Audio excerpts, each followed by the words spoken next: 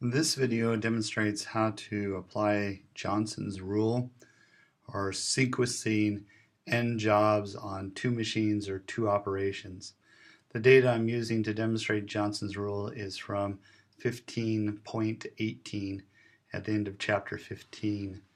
We have here, it looks like 6 jobs, A through F, and there are two processes that, or two operations that each of these jobs have to go through. The first one is they need to be sanded and then painted. And so there is an order to the operations. This is operation 1 and this is operation 2. And so Johnson rule looks at what are we going to schedule first in regards to sanding. And then based on that, when it's done with sanding, it will automatically go with painting. But the idea behind Johnson's rule is to basically sequence these jobs in regards to the sanding so that they can immediately go to the painting and there's very little idle time in between. We're not waiting for something to be done being sanded before it goes to painting. And so Johnson rule is pretty simple. What you do is you look for the lowest time. These are in hours. And the lowest time for both operations is right now 2 hours for E, and it is associated with the first operation. And so what that means is that we want to put E in the first slot. If the 2 was associated with the second operation, we would have put it in the back line. So I basically have to determine how I'm going to schedule these 6 jobs, and so I have these 6 boxes here. And remember, this is the schedule for the first machine, because when they're done with the first machine, they'll automatically go to the second machine or the second operation. And since this 2 was associated with the first operation, E goes to the beginning, and E is assigned, and so we're done with E. So we could actually, I guess, just color code that in to let us know that we're done with it.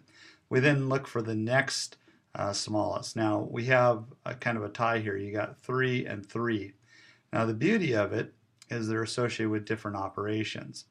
So we're going to put D at the beginning here, and we're going to put F at the end here. So even though they're tied, we can break the tie because in this case the 3 is associated with the first operation, but in F the 3 is associated with the second operation. So here's a good example. Now if they were both associated with the first operation, then they could go in either order. We could have had DF or FD. But in this case we didn't have to make that decision because one was associated with the first operation and the second was associated with the second operation. So we've taken care of these 2 jobs and assigned those. Next smallest amount is B. It's associated 4, and so it's associated with the second, so it goes towards the back. So this will become B. That takes care of that one. And then once again we have the tie here, but the nice thing about it is 5 is C would go here and A would go here. Now in your homework problem, so what we're going to do is we're going to send job E to sanding, and then it'll go to painting, and then D will go to sanding and then painting. So painting will follow after these are done with sanding. So we're basically assigning these jobs to the first process, and then they automatically go to the second. But they want to show you how Johnson rule, and you have to do this on your homework. What I've done here is basically what I'm going to do here is we're going to keep track of these and make a timeline. So painting,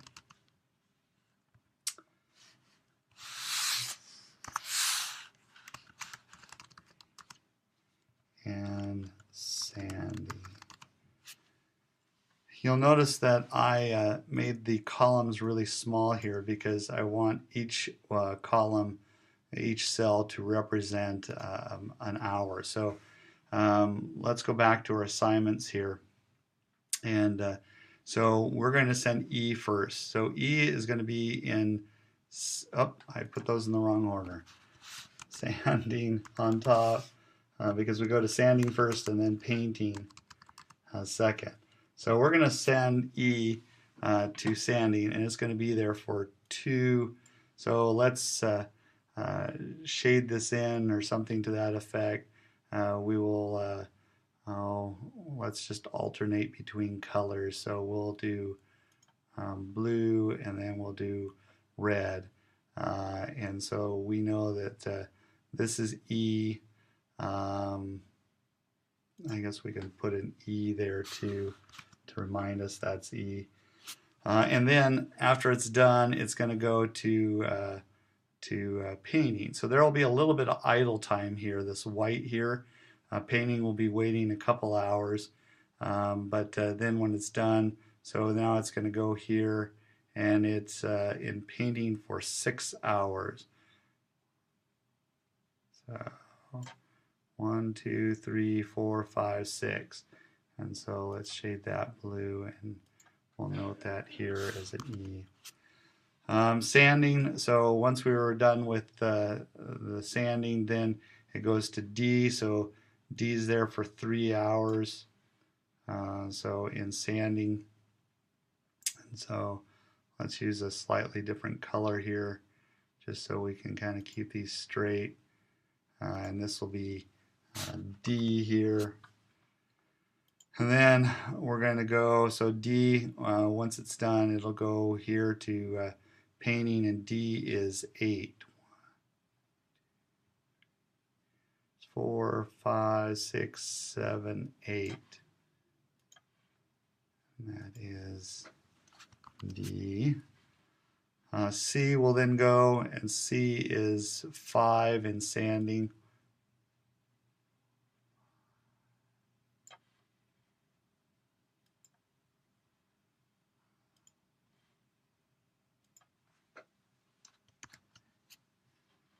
And then it goes to 7 here.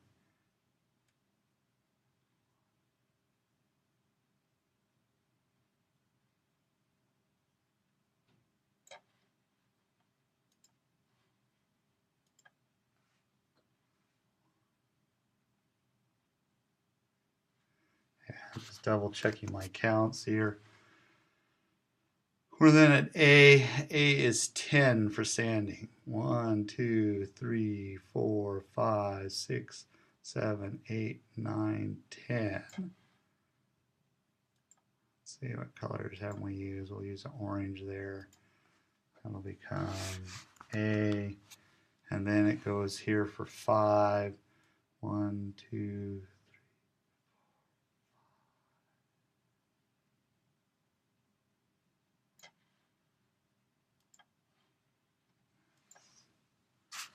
A. B is 7 in sanding. 1, 2, 3, 4, 5, 6, 7. Let's use a gray. It'll be B, and then it goes here to, let's see, I'm going to reduce this down a little bit so I can keep everything on the screen there. B was sanding, then it's 4 here for painting.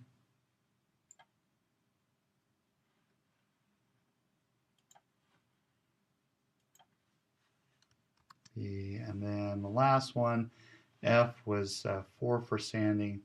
1, 2, 3, 4.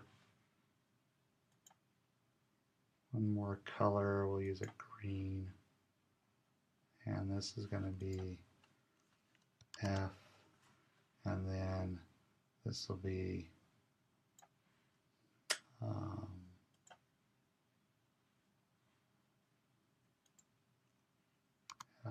Oops. So the nice thing about Johnson's rule that you'll see here in the diagram is that you know, we've basically, sanding can go, you know, start with E and then D, C, A, and I guess that's not the biggest question. The biggest question is that when they're done with sanding, there's no delay. Painting can start immediately, and work on painting, and D will be done, and so then there's no idle time. The only idle time is right at the beginning. Painting has to wait these 2 hours, and then their book. So there's very little. If you were just to randomly assign these to sanding, what would happen is like A, there would be a huge idle time here, and then sometimes sanding would be behind painting, and then painting would be done with what they were doing, and there would be idle time in the middle. But by doing Johnson rule, where we put the shortest times associated with sanding towards the front and the shortest times associated with painting towards the back, you basically push all the idle time out to the edges here, and eliminate any idle time in the middle here. So this is a very efficient way of scheduling your jobs, and that's the Johnson's rule.